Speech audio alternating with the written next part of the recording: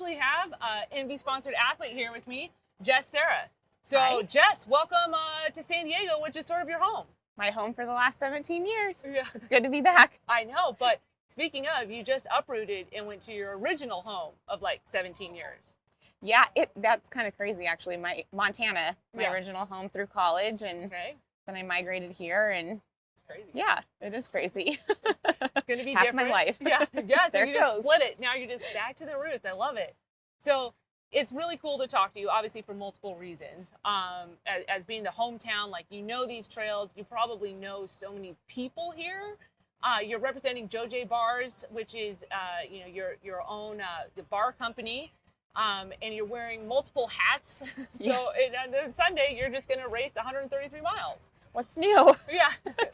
Yeah, it's like, it's like gig life. Yeah. The side hustle has the side hustle has the side hustle, Yeah. and I'm proud to do it. I like the balance. I don't think I do well when I'm just an athlete and have just that pressure. I do much better when I'm diversified. Yeah. That's a good point. So, yeah, but it is my home turf, and I think I know every inch of this course. Like pretty much could ride it with my eyes closed. Yeah. I went out on Lemon Twistenberg this morning, and I was like, oh yeah, I remember this. Cool. So Good. I like that part of it. Yeah, just get a little taste for it back. And this event has been around since about 2012. Mhm. And like you said, the first year it was around, it was almost like the group ride just rode on dirt that day. Yeah, And then on Basically. 2013 it became an event. right. And you are the inaugural event, like women's winner. Yeah. What bike were you what setup did you have then? So this is great because I wanted to share some anecdotes Okay. from that day. So the first thing I remember is I didn't have a computer. Okay. I didn't have a head unit Yeah. yet, and there was this new thing where you like synced your computer to Okay. Strava after you rode, Oh. and that was how they were tallying the results that day. So I Oh. bought a computer for my bike Okay. specifically for that.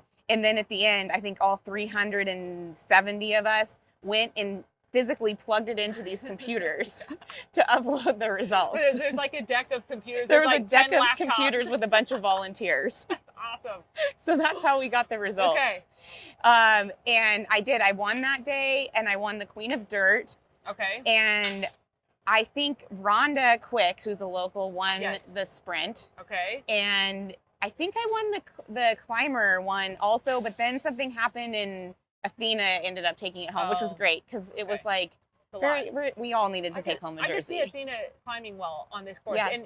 And what you bring up, Jess, is a great point. At this event, from the get-go, there's like a prize for everyone. So Yeah. much like, the Tour de France, we have multiple jerseys to Yeah. go for. Like you could win the sprint, you could climb, you could win the dirt segments, you could win all of them.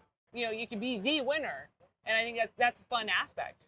Yeah, it's like a race inside of a race inside of a race. And that it is cool because I think the women's field is so stacked, right? Like we have professional mountain bikers here, we have professional road riders, we have gravel riders, and some of us who kind of do it all. Right? But yeah, the 2013 event, I'm pretty sure everyone was riding rim brakes back at that time. Yes, for sure. And I know for a fact that my strategy, because tubeless tires weren't a thing, Right. was to ride at 120 PSI so I didn't get a pinch flat.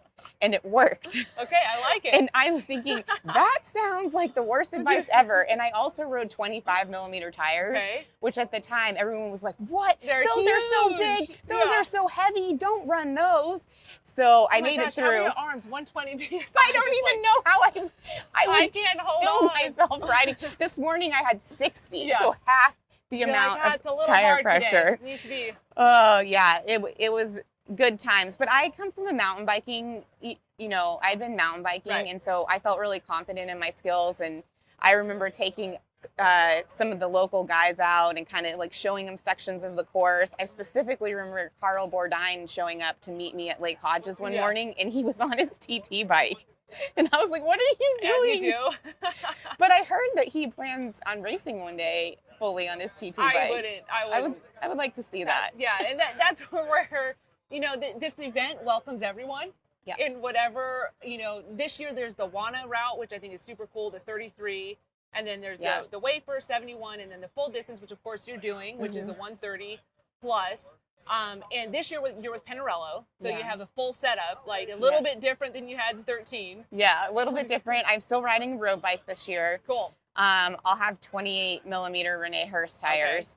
And then I'm actually doing the Envy 3.4 AR wheels. Awesome. So doing like the more road setup and not the gravel setup. Although now that you bring it up, maybe I should have brought my gravel and just gone for the Queen of Dirt and then rolled around and ate snacks. Dirt. Yeah. Like, Dang it. No, you have, Missed you opportunity. just have to finish the whole thing to get the award, I think. Yeah. So just keep Just going. keep going. Yeah. Yeah, it's hard. I think, you know, when you look at this year, you girls are going to start with a pot of women. Yep. And I think it's wide open, you know, Totally. as far as the talent that's here is very deep. And there's a lot of different skill sets. I think some of it comes down to that equipment, you know, like you're very in tune with your tire pressure, what tires you're going to run. And with your mountain bike background and your ability to ride single track on drop bars, I know like the Grodeo, you finished that one, like literally your smile was like in your ears because you're like, there was so much, and it was like legit single track. It was legit like mountain bike trails. And if you can rock a drop bar on that, that's going to be a huge asset for you. Yeah, I think so. And that'll help me with like maybe some of my lack of fitness and power on the road sections, because it's also about efficiency and like, you know, saving energy. So you come off of that a little less beat up because you know some of the tricks of the trade, and then you just hopefully stay out of the wind. Yeah, and it's going to be steamy, but you know, I know you're, as you said, wearing multiple hats here. You've got, make sure everybody, when you come, check out the JoJ bars. They're amazing. And check out Envy, because Envy's got a booth here as well, and you're one of their sponsored athletes. And then, you know, you have an event coming up. You know, what's that about? So we have an event in Whitefish, Montana called The Last Best Ride. It's the first year of our event. My boyfriend Sam and I. Hey, Seamus. Okay, I'll do it for you in a second. We're doing an interview. Yeah. Maybe we can have a Seamus come. We have a little kids course at our event. So, and lots of good food and beautiful Montana roads. Go get my phone. Go get my phone. I'll get you a JoJ bar. You want a JoJ bar? We'll go get some. They're better than anything I know that you like had. peanut butter and chocolate because I saw you eating those granola bars at the Envy Grodeo. Yeah. So bad. Scarfing them down. But yeah, so the Last Best Ride is open to everyone. Open to everyone. And you have scholarships for up and coming young women, or athletes of diversity. Yes. Right? Or you said, and I know you just did a clinic of, and I really liked how you termed it, Jess. It was female identifying athletes. Yes. Wide open. Wide open. What's really important to us is to help sort of underrepresented populations access racing. And as a woman in the sport, we know how hard it can be. Yep. So it's not just talking about it, it's actually doing things. Even if it's small to start, it's connecting with groups, forming a genuine partnership and looking at it from the grassroots level. So we're planting roots, we're growing this beautiful tree instead of a top-down level. Awesome. Which I feel like is how cycling has been for a long time.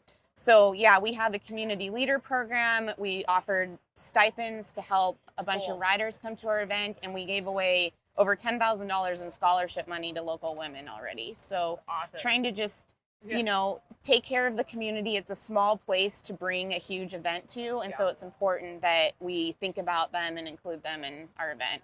And you've been forward thinking, like you've been interacting with them for like 15 months. Yes.